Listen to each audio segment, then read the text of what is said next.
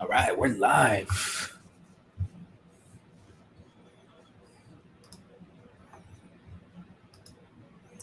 Are we good? Yep, audio is good.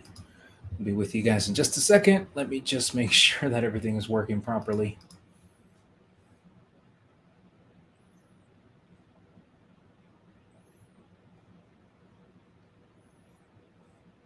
All right, very good. Okay, so let's go ahead and get started. I want to make sure I try to cover everything and not make this video too excessively long.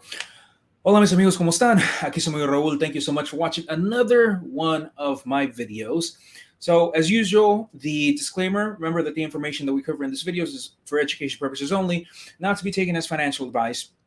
And then also a reminder, please subscribe to my YouTube channel. I always include the link to my YouTube channel in the comments. And so really all you have to do is just click the link, go subscribe, like the video, leave me some comments. If you're watching this on Facebook, you can leave me comments on Facebook.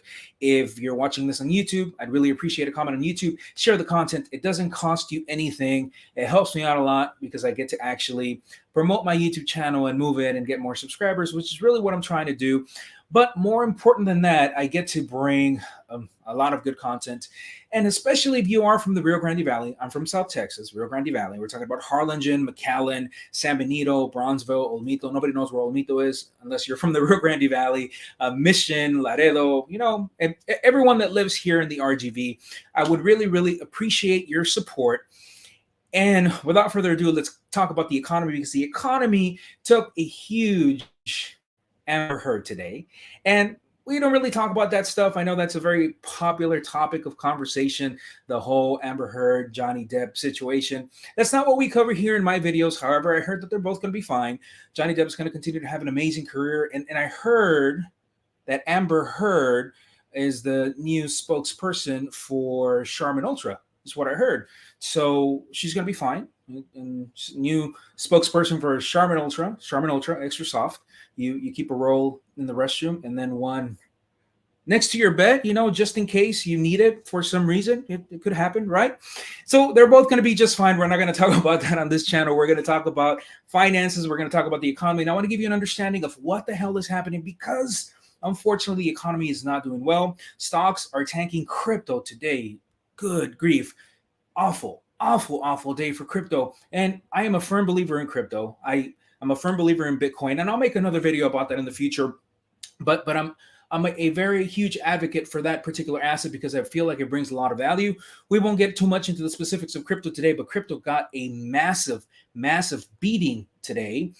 And the economy and the outlook on the economy is not looking very good. So before we get into it, I kind of want to backtrack to what happened in 2020, because for us to really be able to understand the severity of the situation right now, we need to really understand what the hell has happened over the course of the last 2 years. So let's backtrack to 2020 and what I like to call the paper economy of 2020 and 2021. So on March of 2020 is when this whole COVID situation hit mainstream. And that's when everyone started freaking out because we had this worldwide pandemic. And really, most of us in our lifetime, we had never dealt with anything as severe or of that magnitude that was a worldwide pandemic. At least, I mean, we can argue that COVID wasn't as severe as maybe other pandemics or whatnot, but people still lost loved ones, and it was just something that we hadn't planned for. So it affected a lot of people, and we were just not prepared for it. So what happened in March of 2020, COVID hit mainstream, and the stock market and everything just started tanking. Like, it started crashing hard. And you have to keep in mind that up until 2020, we had a really nice economic run. I mean, the economy was on fire. We have been doing exceptionally well. And so all of a sudden 2020 comes and we have what's called the COVID crash. Now, by this point, we were already in a scenario where we were somewhat expecting a recession to come sooner than later, because recessions are supposed to happen every so many years. It's our way to be able to press reset on the economy and say, hey, you know what, we're starting over. It allows companies that are not very good to basically go away and get replaced with better companies. So a recession generally is good. And come 2020, we were already due for a recession. So when COVID happened, we just assumed, well, this whole COVID situation is just pretty much what's pushing the economy over the ledge, and we're having this much needed recession. However, the government was very concerned that this worldwide pandemic would not only put us into a recession because we were really shutting down the world economy. And so because they were scared that we could actually go into a depression. If you're wondering what the difference is between a depression and a depression is like a recession on steroids. So really the last depression was in the 1930s and people killed themselves because the financial situation was just so terrible. So a depression is definitely not something that we ever want to see. So the federal government was very concerned, and so they did what they do best, and they started printing a ridiculously large amount of money. Now, I can't necessarily blame them because when you deal with something of that magnitude, really you don't want the US economy to die, and you definitely don't want to go into a recession or a depression. And so they were basically pulling us out of the slump. And literally within about a month and a half, that COVID crash where everything just went down completely disappeared. And we were just like back on track, and the economy was booming because the federal government was just printing money, printing money, printing money. Now, I will tell you that I don't really see another solution to that particular problem because of the fact that there was no other way to be able to pull us out of that situation aside from printing money. The other thing that the government did at that time is they lowered interest rates, making it super, super cheap for us to be able to borrow money. So that's when mortgage rates went to like what I think I even saw them under 2%, and that's when you could go and get a car. I even saw Ford do 84 months 0% interest, just some ridiculous rates, because the federal government was looking for ways to stimulate the economy because of this worldwide pandemic. So we're good up until there. However, the problem number one is that in a good economy, you have to have the movement of money. Plus, you have to have the production of goods and services. So it's a combination of two things. We are producing money and we are producing goods and services. And those two things in combination is what creates a strong economy. The problem with 2020 and 2021 is we had a lot of money because money was practically growing on trees, and everyone was freaking happy because everyone was getting $1,200. It's like you were on Oprah and you get $1,200, and your mom gets $1,200, and the cat gets $1,200, and everyone was getting money and everyone was excited, but we didn't have the production of goods and services. So it was really more of a paper economy and not necessarily a strong economy, which, if you've ever heard the term supply chain issue, it's a combination of the fact that really nobody was producing anything, and it was difficult to move things from one place to another because people were just staying at home because of the pandemic. And so it just created this situation where we just printed so much money, but we didn't make or produce anything, that created this drastic, terrible inflation problem that we are facing today. Now, if you guys recall, the government had said that inflation was going to be transitory. Transitory means it's gonna pass. So I would imagine the conversation went something like this. The federal government was talking and said, "Hey, dude, this inflation thing is it's getting kind of out of control." And they're like, "Well, bro, I mean, don't worry about it, man. This thing's gonna pass. It's gonna be fine. It's gonna pass. It's like the flu. It's just gonna pass." And then like 6 months later to a year later, they're like, "Bro, this inflation thing it's not working out. We're already like at 7%." And they're like, "Dude, you're right. We might want to start considering doing something about it." And so these conversations happen going into 2022. So now let's fast forward to 2022, which is where we're at today. The federal government is now freaking the hell out because inflation is just super high, and they have absolutely no idea if what they're doing is actually controlling inflation. But the problem here is that big money, remember, we always talk about big money, and big money is invested in the stock market. Big money has lost all credibility in the federal government. Big money feels like the federal government is going to have to do some very, very drastic things to be able to control inflation. And the problem is that the only way that the federal government is going to be able to control inflation is by continuing to raise those interest rates. And the problem with that is that the more you raise those interest rates, and when we talk about raising interest rates, we're talking about how expensive it's going to get for us to be able to borrow money, and for financial institutions to be able to borrow money, like banks, businesses, us to be able to get a mortgage on a home, or to be able to buy a car or whatever. The more those rates go up, the more everything else comes down. The economy, the stock market, cryptocurrencies. That's really what puts us in a recession. And unfortunately, since the beginning of 2022, excuse me, and more so in the last couple of days, the stock market has been taking a heavy hit. The crypto market had been holding pretty well over this weekend, and today it's just crashing down.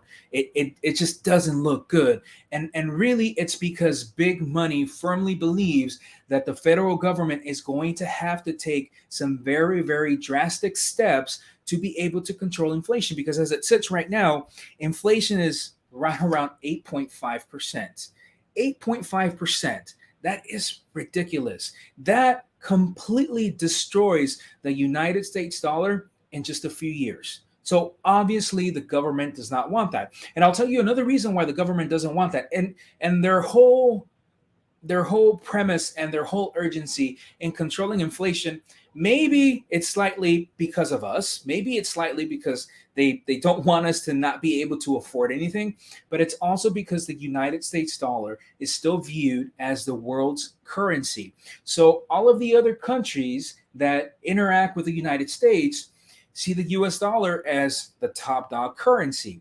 Well, what happens if other countries say, hey, hold on a second, these dudes don't seem to have it under control. The US dollar is devaluating completely. We need to find another world currency that we're going to use as our basis, because it looks like the US dollar is not really cutting it anymore. And the government does not want that to happen, because if that happens, then we completely lose the power of the US dollar. I'm not trying to be overly dramatic, and I really don't think that that's going to happen. However, it's one of the biggest reasons why the federal government has such a huge urgency to get inflation under control. The problem is that in order for them to be able to do that, they basically have to continue to put us into a recession, continue to crash the stock market, continue to crash the crypto market. And I firmly believe, and I could be wrong, because obviously I'm wrong all the time, right? Ask my wife. I'm like wrong every day. It could very potentially crash the housing market, or at least create a correction in the housing market. So there's a lot of uncertainties happening right now, and all we can do is just wait, prepare. And the suggestion that I have for you guys, which is the same suggestion that I have for you, whether we are in a booming economy or whether we are in a recession, is just be very diligent with your money spending. Be very diligent with your money spending, and understand that in times of a recession, businesses no longer have the same revenue and the same amount of money to be able to operate, because people are not buying things anymore. Therefore, in times of recession is when people get laid off. And when people get laid off and they haven't saved any money, and on top of that, you tack on the 8.5% inflation. So not only are you laid off, not only are you not making any money, but now things are just so stupid expensive that you just can't afford anything. Well, unfortunately, that's just too many things that create a recipe for disaster. So the only thing that I urge you is, number one, don't forget to like my video. Don't forget to subscribe to my YouTube channel. Doesn't cost you anything, takes a couple of seconds. And share this content. Share this content, because if my information can help somebody just make better financial decisions, then more power to you and more power to me, because I can grow this channel. But realistically, it's just to be able to get you better prepared. Because unfortunately, a lot of us, especially us middle America, we always find out about everything super late. And especially if you are Hispanic, and especially if you are from the Rio Grande Valley, I really appreciate your support. You're welcome to send me an email if you have any questions. Leave your comments, whether you're watching this video on Facebook, whether you're watching this video on YouTube. Let me see, make sure, because I do these videos live, because I don't have time to edit this stuff. So we covered all that. We covered the Amber Heard being the spokesperson for Charmin. Yeah. And okay, the last thing. Yes, I'm forgetting one thing. When is all of this over? When will this nightmare and situation be over? When the government controls inflation. The moment that the government sees that inflation is starting to decrease, which there's already some signs that what they're doing is working, because I told you in one of my other videos that retailers are missing revenue, which means people are not spending as much money as they were. So it's already starting to happen, but they actually need to see the numbers. They actually need to see inflation start to come down drastically, because if not, then they're going to have to take more drastic steps to control inflation. And the more aggressive the federal government has to be to control inflation, the more everything drops, and the more and more we will go into a recession, or even a deep recession that could last longer than a year. And let's hope that that doesn't happen. Ladies and gentlemen, thank you so much for watching. So, amigo Raul, I promise you I'm going to bring you some Spanish videos as well, which I haven't done, but I will. And I appreciate your support. Thank you for watching, and I'll bring you more content soon. Peace.